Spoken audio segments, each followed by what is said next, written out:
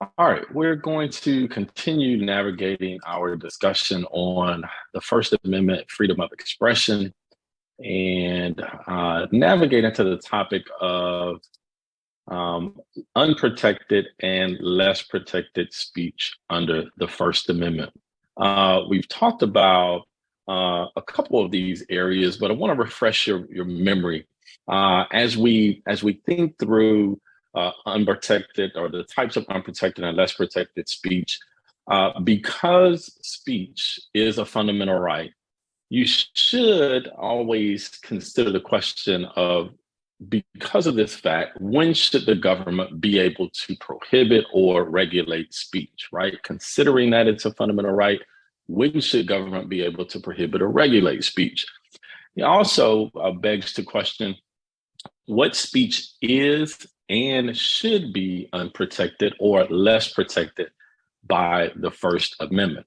So, as we navigate into these areas or into this discussion, it's important to keep in mind that the Supreme Court has articulated several categories of speech that are unprotected and less protected. And these categories are essentially content-based categories of speech that are best understood as exceptions to the usual rule that strict scrutiny is issued or should be considered or applied for content-based restrictions. And so in our text, these six categories of unprotected and less protected areas of speech that are presented include incitement of illegal activity. We'll talk a little bit about that in our discussion today.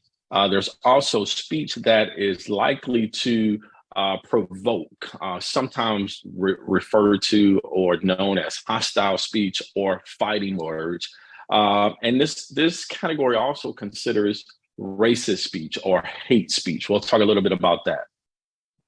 Then there's also sexually oriented speech. And there are essentially two types of sexually oriented speech that the court has considered over time, that being speech that is obscene or what's known as obscenity, and then speech that is explicit but not obscene, or speech that is in that instance considered low value speech. There's also commercial speech, speech that deals with commercial types of advertising, tort liability for speech, that's your libels and your defamations. And then finally, conduct that communicates, which we are already familiar with that category. So, as we navigate into the topic or the conversation of our first area, the first area that we will consider in this category, the first category that we'll consider in this topic, or on this topic of unprotected or less protected speech, is incitement of illegal activity. So the first question that should come to mind when you think about incitement of illegal activity is, how is it, or how do we know what constitutes incitement, right? When is speech that advocates or causes illegal actions or illegal activity protected under the First Amendment? It also begs the question, when is speech that advocates the overthrow of the government protected, right? And so these are two areas when dealing with the incitement of legal activity that we'll dig a little bit deeper into now. And it's extremely important. It's an extremely important area because it is an area where many First Amendment doctrine were formulated, right? And we typically see this balancing, if you will, of protecting the right of free speech or the right to free speech with the need to preserve law and order. And so over time, considering the tension between these two areas, this right to free speech, the necessity to preserve law and order, the standard for determining incitement has evolved. And so the first formulation of this standard or determining the incitement of illegal activity was the clear and present danger test. This test was articulated during a time of war, and it was designed as a push for national security. During the First World War, Congress passed two pieces of legislation. One was the Espionage Act of 1917 and the Sedition Act of 1918, and both were aimed at preventing actions and deeds and words and pamphlets, if you will, with respect to the country, to our flag, and to any speech or communication, if you will, that was designed to hinder the war efforts, right? And so under the clear and present danger test, three requirements were articulated in order to find or determine when speech consisted or should be considered incitement of illegal activity. First, there had to be one, a likelihood of; two, imminent, that means about to occur; three, significant harm. So, for example, falsely yelling fire in a crowded theater that causes panic, right?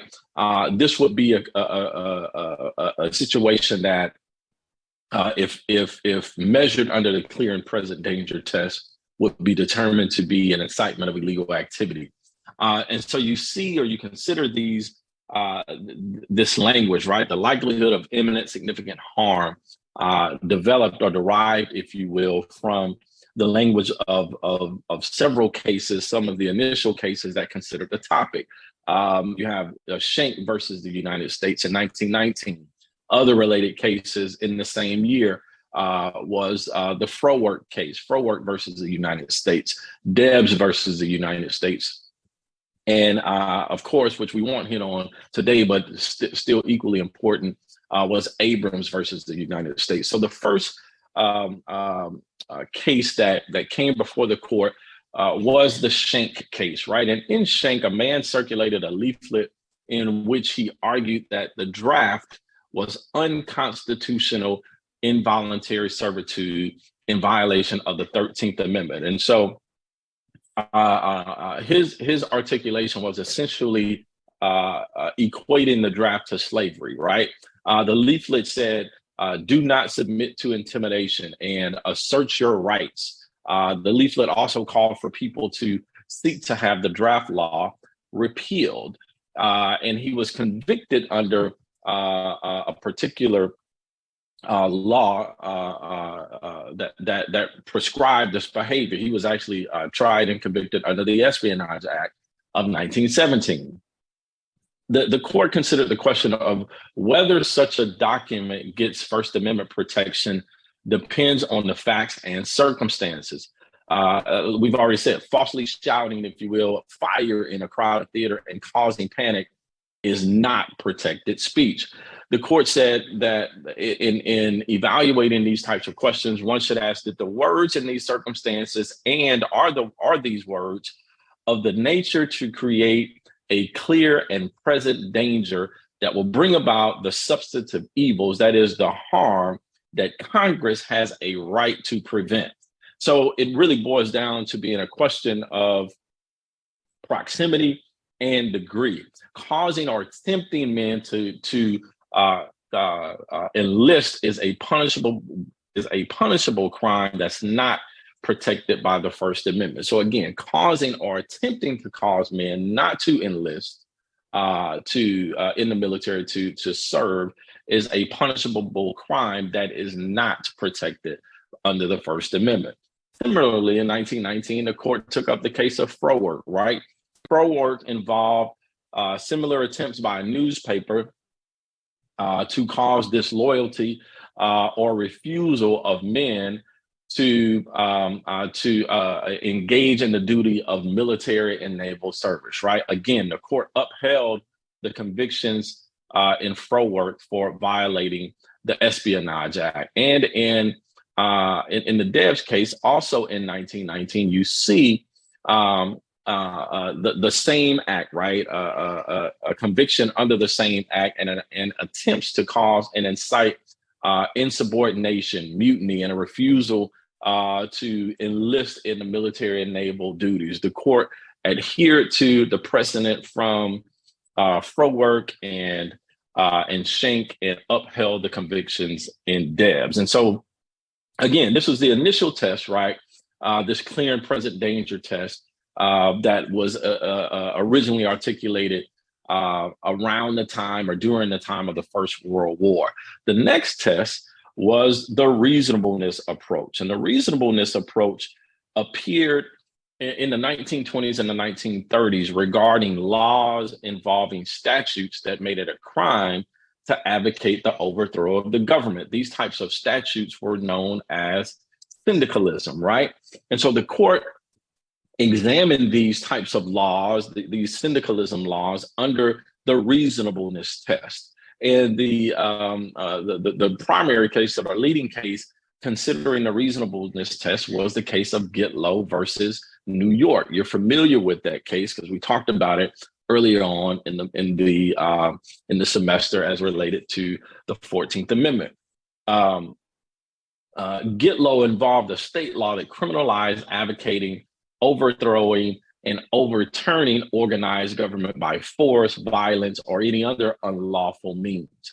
Even though in Gitlow, there was never a real threat of anyone trying to overthrow the government, the court upheld the statute using a different test from the clear and present danger test, which had been established a couple years earlier under Schenck, Frowork, and Debs. Instead, the court applied a reasonableness test that considered if the state is primarily the judge of regulations required in the interest of public safety and welfare, and its police statutes may only be declared unconstitutional where they are arbitrary or unreasonable attempts to exercise authority vested in the state in the public interest, right?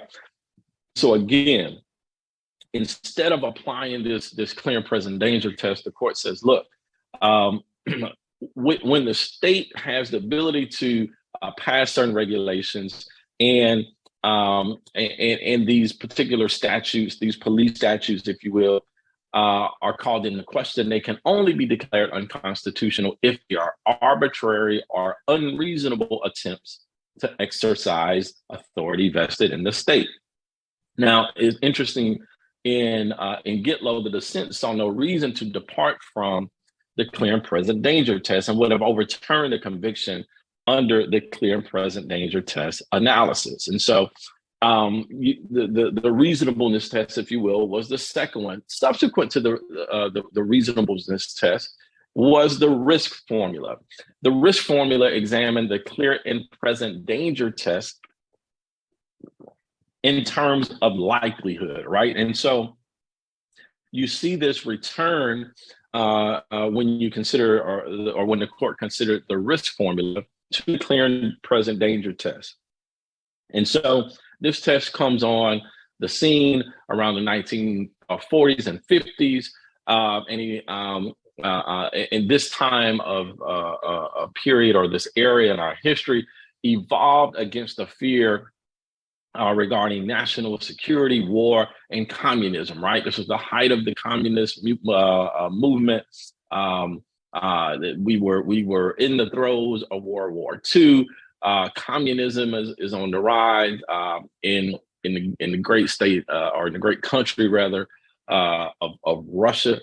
And so you have this proliferation of fear and this desire to make sure that we, as a country, safeguard our national security. The key case in contemplating the risk formula was the Dennis case, right? In Dennis, individuals taught that 4 books by communist leaders, by Stalin, Marx, and Lenin, were the individuals who taught from these particular books were convicted for violating the Smith Act. Now, the Smith Act prohibited a person from knowingly or willfully advocating, advising, or teaching the duty or necessity or desirability of overthrowing or destroying the government by force or violence. Interestingly, in Dennis, the court abandoned the reasonableness test that it had previously articulated under Gitlow, and again, return to the clear and present danger test. And under this revised approach, if you will, to the clear and present danger test, the court determined that the risk of danger, right, by asking whether the gravity of the evil discounted by its improbability justified invading free speech as a necessary evil to avoid the particular danger, right? And the court noted that because of the harms of overthrowing government were so enormous, the court did not see a need to show that the danger was imminent or probable in order to punish the speech. The court said that the government shouldn't have to wait for a violent attempt to overthrow the government to act. If the risk of the harm was great, then there is no need for a showing of a likelihood or imminence to justify the restricting of speech. And so you see what could be considered a very strict approach, right, to how the court interpreted this action of violating the Smith Act by essentially saying, look, if the risk of harm is great, then we don't have to necessarily show the likelihood or the imminence of the danger in order to justify restricting speech. And so you have, again, the risk formula that was articulated under Dennis. Now, in more recent history, since the 1960s and forward, the court has shifted to a more protective approach, if you will, of speech. The court began to believe that teaching and advocacy of an abstract doctrine was not the same as advocacy directed at promoting unlawful activity, right? And so with the approach that the court began to undertake, you see a lessening, if you will, or loosening of some of the strictness, if you will, that the court was coming down with on regulations like the Smith Act, right? Which leads us, after the risk formula, it leads us to the current applicable test, which is the Brandenburg test. So the Brandenburg test, again, is our current analytical approach to evaluating the incitement of illegal activity. And Brandenburg was the late 1960s case, occurred in 1969. And in Brandenburg, there was a leader of the KKK who was convicted under an Ohio criminal syndicalism law, right? Remember, syndicalism meaning a law that was designed to prevent or restrict communication or aimed at overthrowing the government. Evidence of this particular individual's incitement was a film of the events that took place at a Klan rally, which included racist and anti-Semitic speeches, several items that appeared in the film, including a number of guns, a Bible, a red hood that the speaker wore, and hooded persons that were armed who were burning a wooden cross. The film also showed persons giving anti-Semitic and anti-African-American speeches.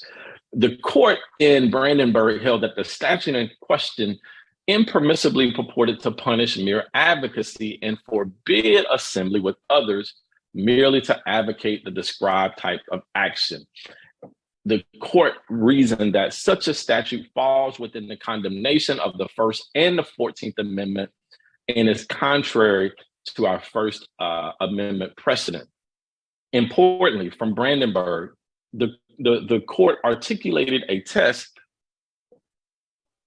that outlined in its language the constitutional guarantees of free speech and free press, and noted that these guarantees don't permit a state to forbid or prescribe advocacy of the use of force or law, except where such advocacy is directed at inciting or producing imminent lawless action and likely to incite or produce such action. So you see Under Brandenburg, we have the court makes this drastic departure from the risk formula that it employed in Dennis.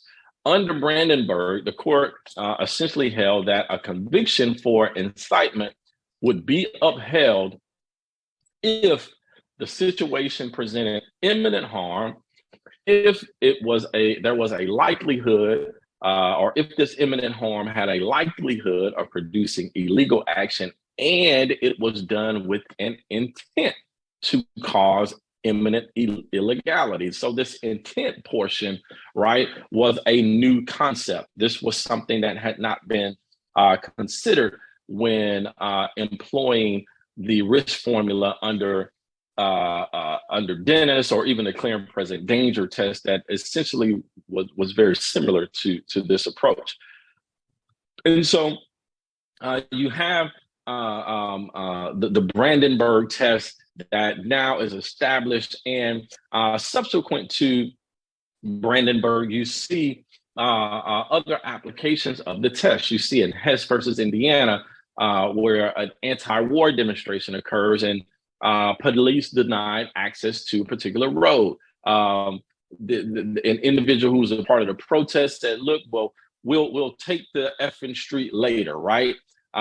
He was arrested, and the court reversed his disorderly conduct conviction, finding that there was no imminent harm, right?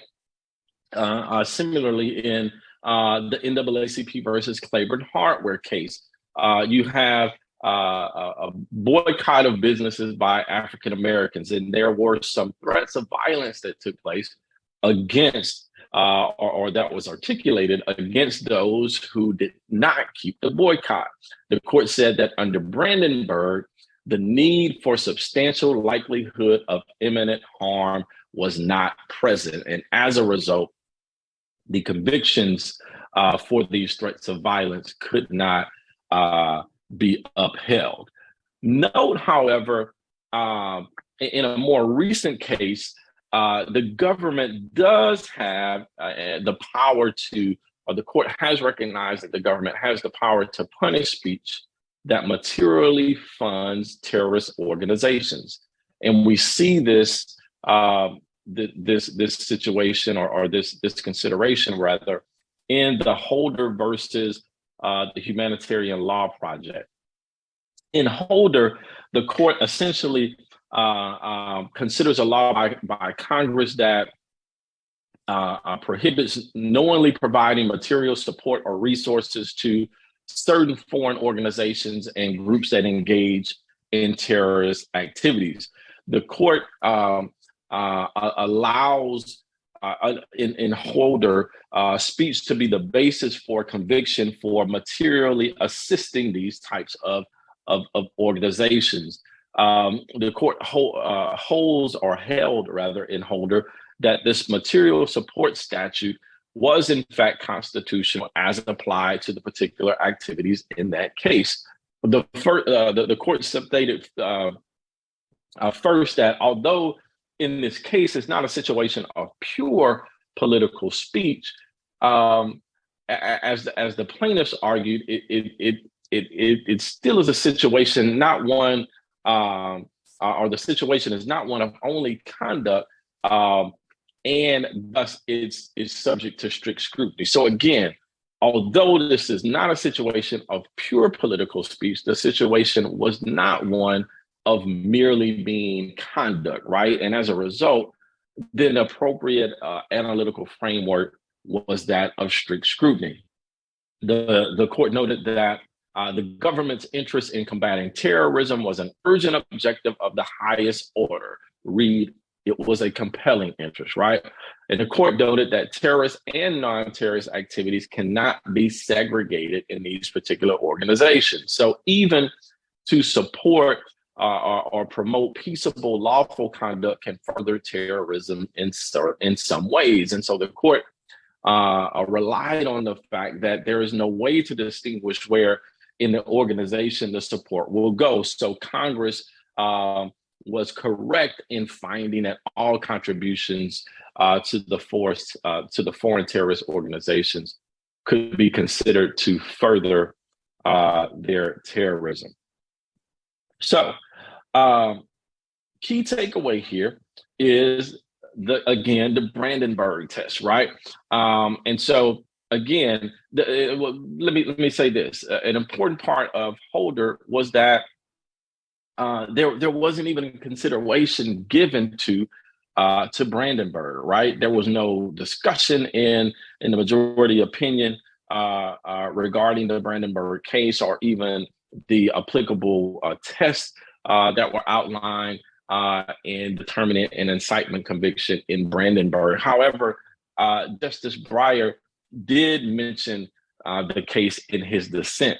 And he noted that the statute cannot be used to prosecute people for engaging in coordinated teaching and advocacy furthering the design organization's lawful political objectives. And so even though there was just a slight mention of Brandenburg in the dissent and no mention at all in the majority opinion, the case still holds for the being the current test for determination of when an incitement of a conviction for an incitement of illegal activity can be held. When may speech be punished because of the risk that it may provoke an audience into using illegal force against the speaker? So now we kind of transition away from discussing a speaker inciting illegal activity to considering when speech may be likely to provoke anger, right? And this is what we have come to know, or what has come to be referred to over time as fighting words, or hostile audiences, if you will, right? And so in this particular category of unprotected or less protected speech, the concern is really that this type of speech may provoke the audience to a lawless, violent reaction against the speaker, right? And so in this type of, or in this particular category, the main question that we're trying to answer is, well, when does a likely violent audience reaction justify prohibiting or infringing upon a person's right to exercise their speech? So there are essentially two doctrines that deal with this issue, right? The first doctrine is that of fighting words. And fighting words are essentially a speech that's directed at another and likely to provoke a violent response. Fighting words are unprotected by the First Amendment. The second type of doctrine that deals with this issue are instances where the speaker may be punished because of the reaction of the audience, right? And that is the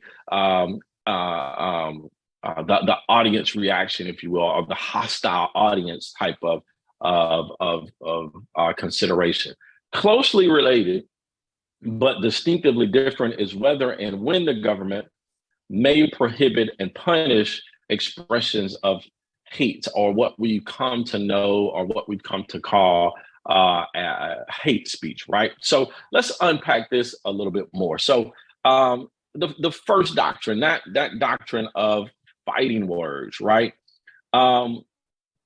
The key case for how the court has approached evaluating fighting words is the Shaplinsky versus New Hampshire case.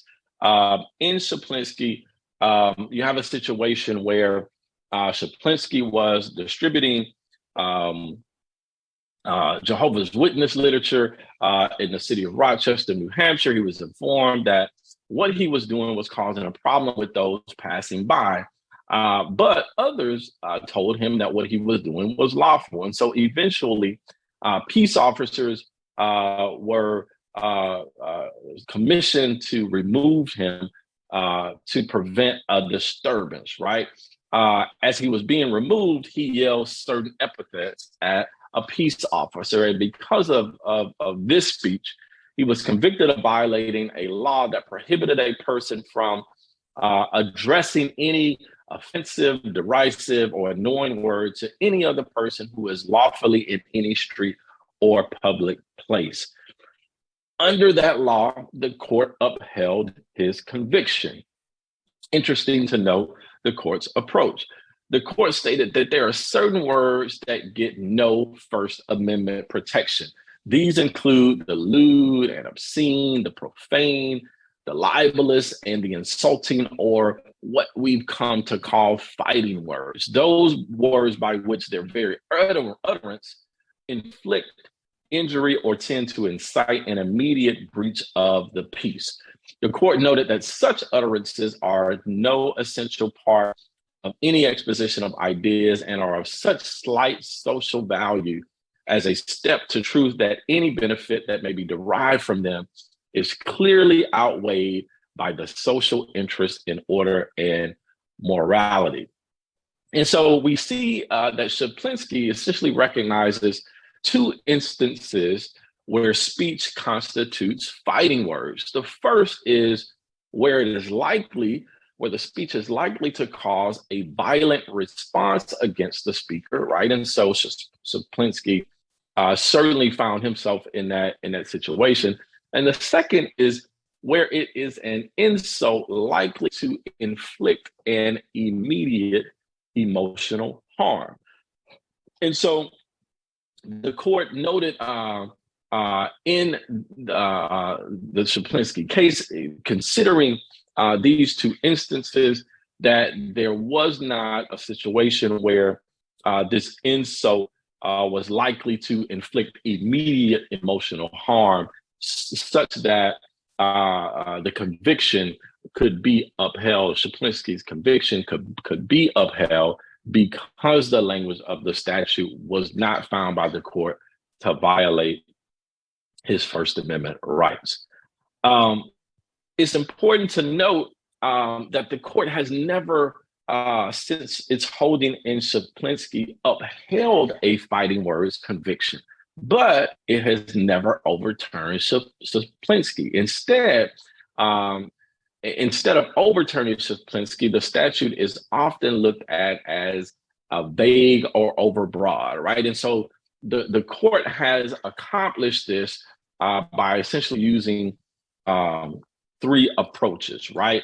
And so the first approach is that it's narrowed the scope of the fighting words doctrine, right? And the court has narrowed the scope of the fighting words doctrine by ruling that it applies only to speech directed at another person that is likely to produce violent response. It can't just be just this articulation general, right? Or something on a handbill or a leaflet that's passed out. It has to be applied or directed at another person that is likely to produce a violent response.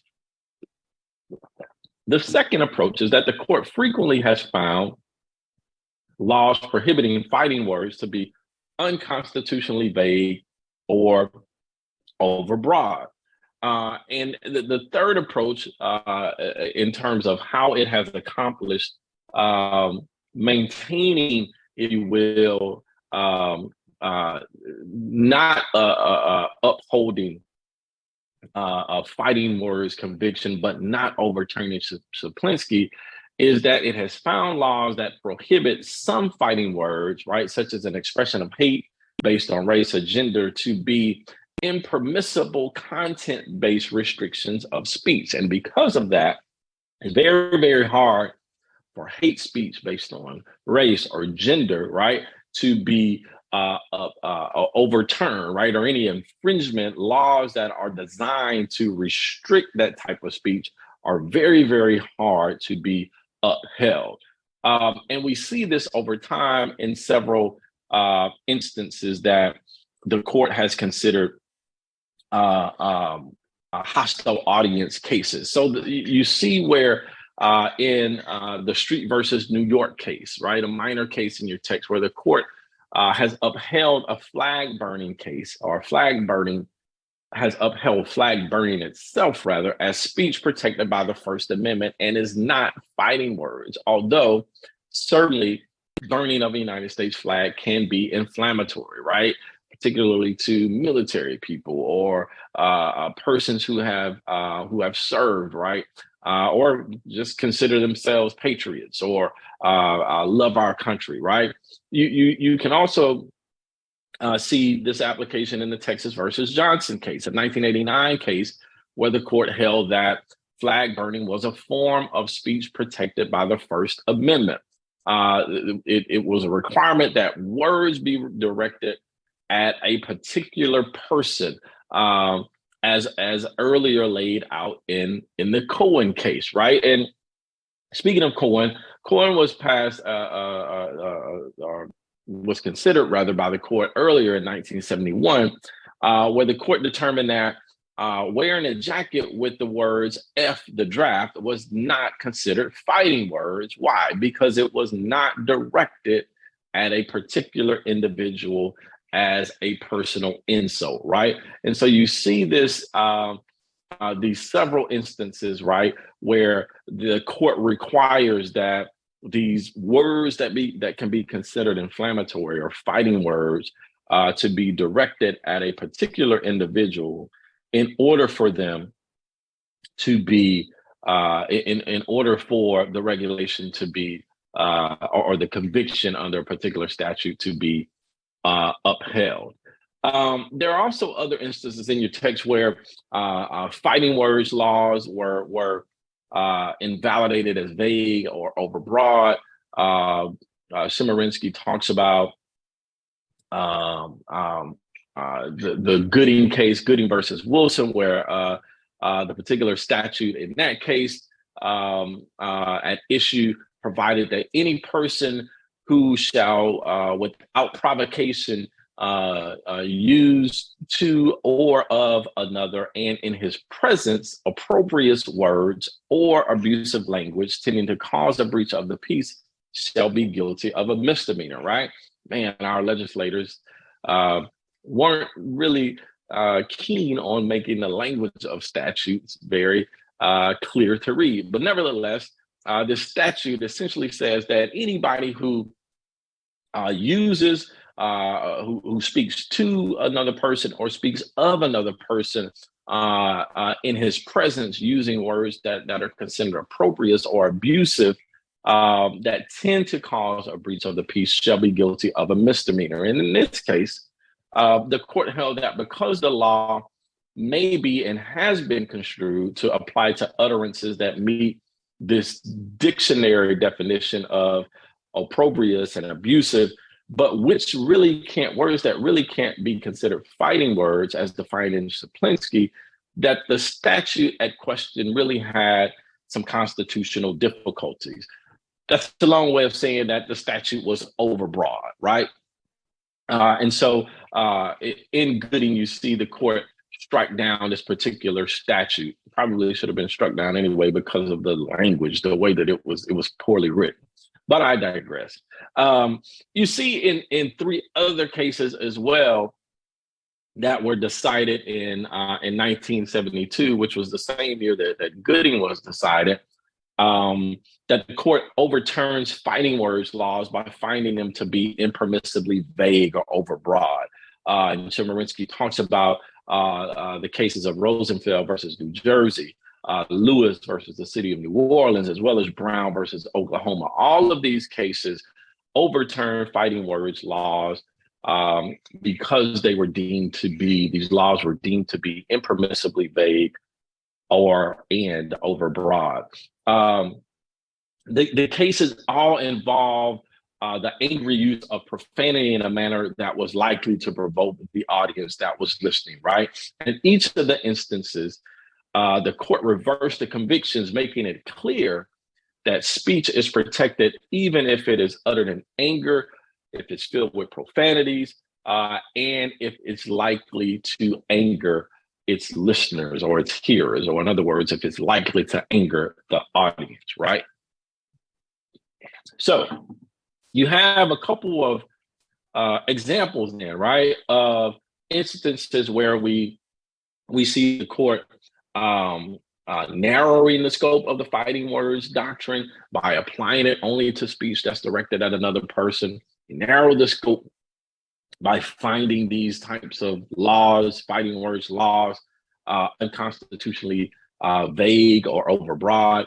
And we also have an example of an impermissible content based restriction on speech, right? Where we have a narrowing, if you will, of the fighting words doctrine as a content-based restriction. And we see this in the case of RAV versus the city of St. Paul. In this particular case, is interesting for a couple of reasons, because we see it in actually two sections or two categories. And the first category we'll consider it is in the fighting words category or in the hostile audience category. In RAV, you have teenagers who essentially fashion this cross out of broken chair legs by taping the broken chair legs together to form a cross, right? They then burn the cross inside the fenced yard of a Black family that lived across the street of one of the youths. Both of the teams were charged under the St. Paul bias motivated crime ordinance. This particular ordinance provided that whoever places on public or private property a symbol, object, characterization, or graffiti, including but not limited to burning cross or Nazi swastika, which one knows or has reasonable grounds to know arouses anger, alarm, or resentment in others on the basis of race, color, religion, or gender, commits disorderly conduct and shall be guilty of a misdemeanor. And so you have this particular statute that is very, very specific in terms of, or this particular ordinance rather, that's very, very specific in terms of what's the conduct that's prescribed, right? And so the teams challenged the law as being impermissibly content-based and unnecessarily overbroad. The Minnesota Supreme Court upheld the law as banning fighting words and containing limiting language that overcame the team's challenge of being overbreadth, right? In addition, the Minnesota Supreme Court said that even if you consider the ordinance under a strict scrutiny approach, it passed strict scrutiny if it were considered content-based, in that it was narrowly tailored to accomplish a compelling governmental interest, and that interest being that of protecting the community against bias-motivated threats to public safety and order. So the Supreme Court, U.S. Supreme Court, grants writs and ultimately holds that the ordinance is unconstitutional. Wow, a big change of pace, a big turnaround from what the Minnesota State Supreme Court held. In the Supreme Court noted that the ordinance was unconstitutional because it otherwise prohibited speech that was otherwise permitted, and this prohibition was solely based on the subject matter of the speech. In other words, the law was content-based, right? And because it was content-based, then the Supreme Court determined that strict scrutiny should be applied. The court noted that while fighting words do not constitute an essential part of any exposition of ideas, evidently these words do have some worth and some part in the expression of ideas as to warrant some constitutional protection. So the court noted that you can't ban outside burning and punish it because of its potential threats of damage to person and property. But, let me say that differently. The court noted that you can ban outside burning and punish it because of its potential threats of damage to property and to persons or to lives. but you cannot ban outside burning for its expressive content, right? So the court draws this distinction.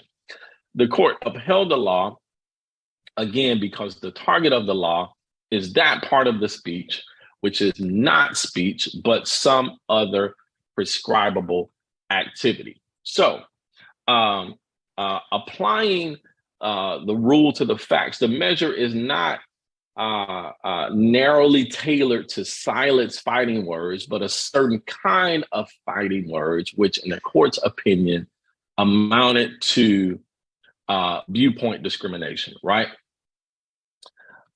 So the court ultimately determining that the First Amendment does not allow St. Paul to impose special prohibitions on those speakers who express views on disfavored subjects, right?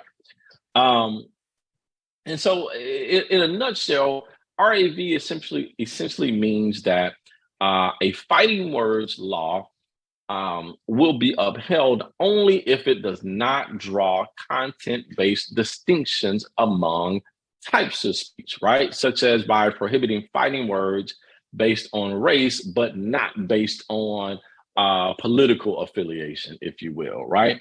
And so you see this upholding of what could be considered or what is, and we'll talk about it in a minute, considered hate speech or fighting words in this particular category or in this particular context as being upheld because the court prohibited or frowned upon this drawing a content-based distinctions among the types of speech, right? So we have our first two categories, right? We talked about incitement of illegal activity. We've talked a little bit about now speech that's likely to provoke anger and fighting words. So now let's talk a little bit about speech that's likely to provoke anger from the standpoint of hostile audience reaction cases, right? And so in early cases, the court applied the clear and present danger test in dealing with the issue of when the government could punish individuals for speech that provokes hostile audience reactions, right? And so Chemerinsky talks about the Terminello case and the Cantwell cases in your text, where the court overturned convictions of two individuals who used incendiary language because the speech was not likely to produce a clear and present danger of a serious substantive evil that rises far above the public inconvenience or annoyance or unrest. According to the court, in those cases, speech is meant to cause some unrest, right? It's meant to cause or create some dissatisfaction and even stir people to anger. And so in these two cases, however, this speech did not rise to that level, right? Even though it could be considered inconvenient or annoying, it did not rise or present in the court's terminology a clear and present danger of a serious substantive evil, right?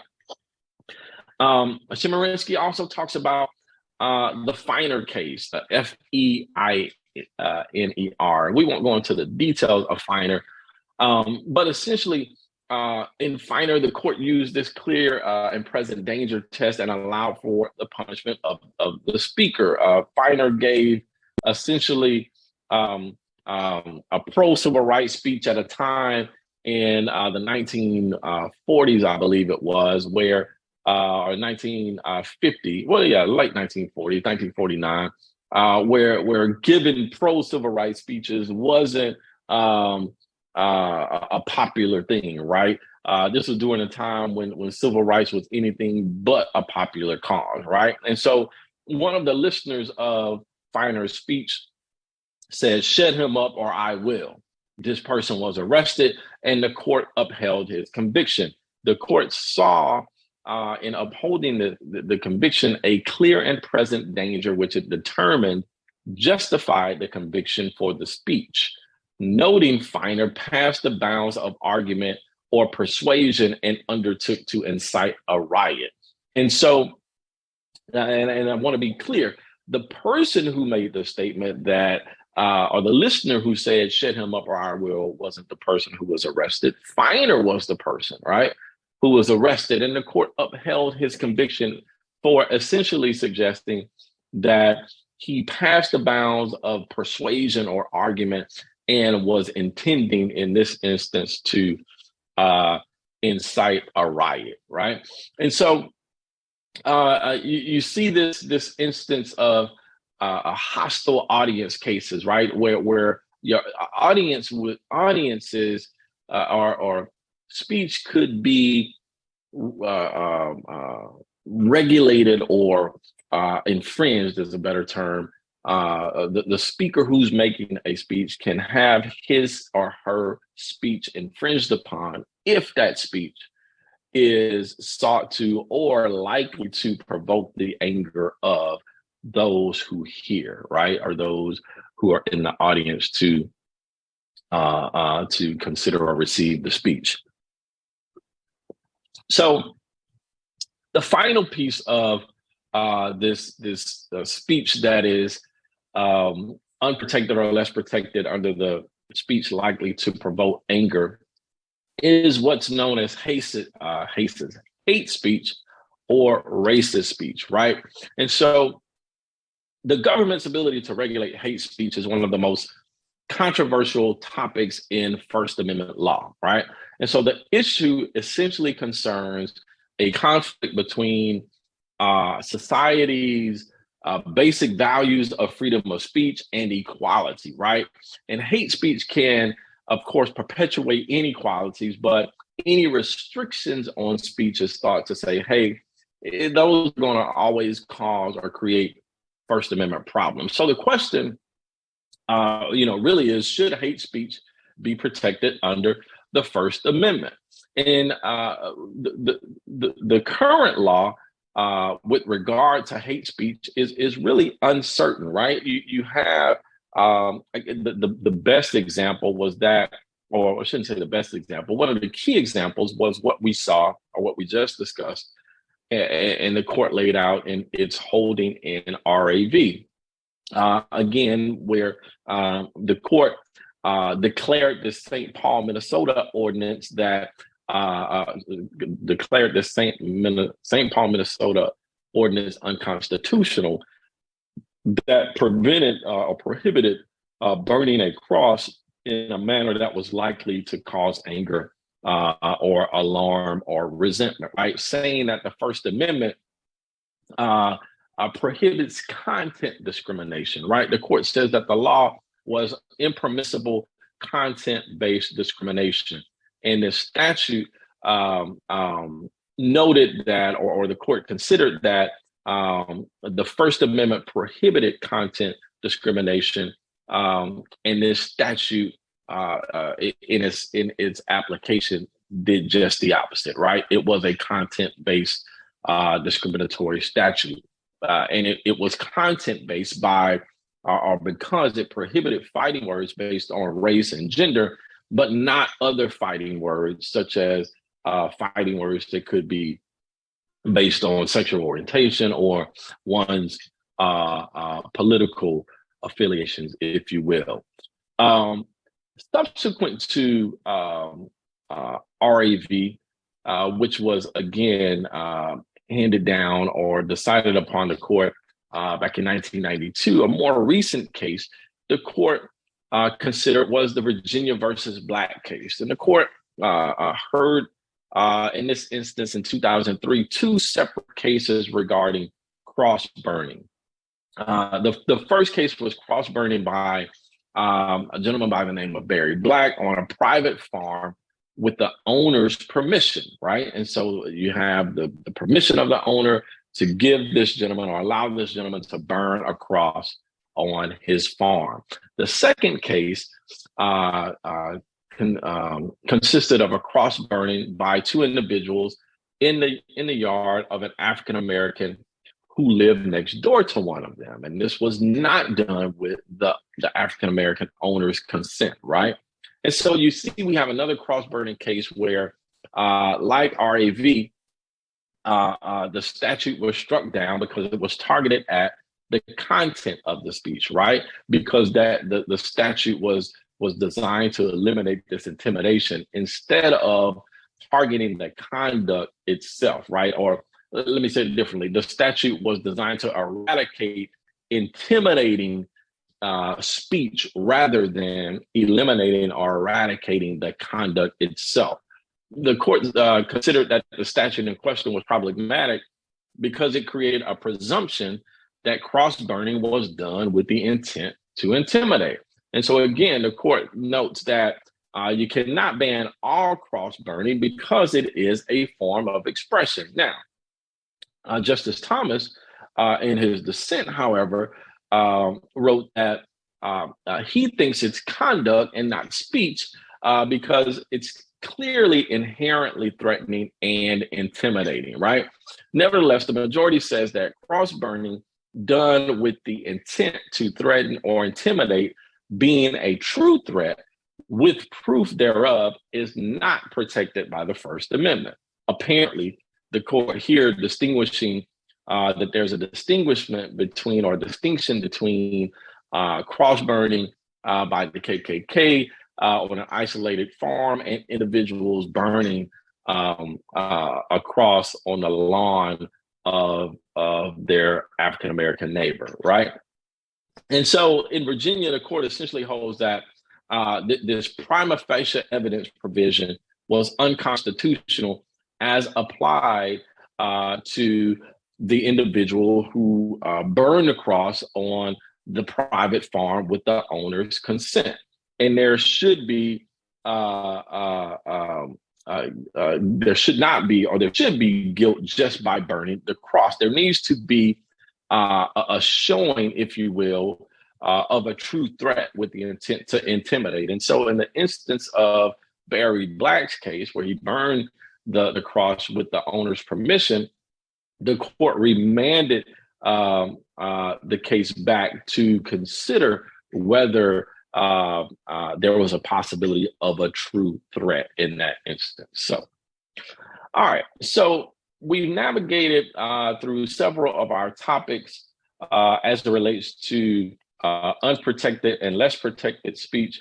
We'll next navigate in our next video the topics of sexually oriented speech and other categories under sexually oriented speech that are considered unprotected or less protected categories. So be sure to tune in for that video where we will uncover that topic and those cases during that time.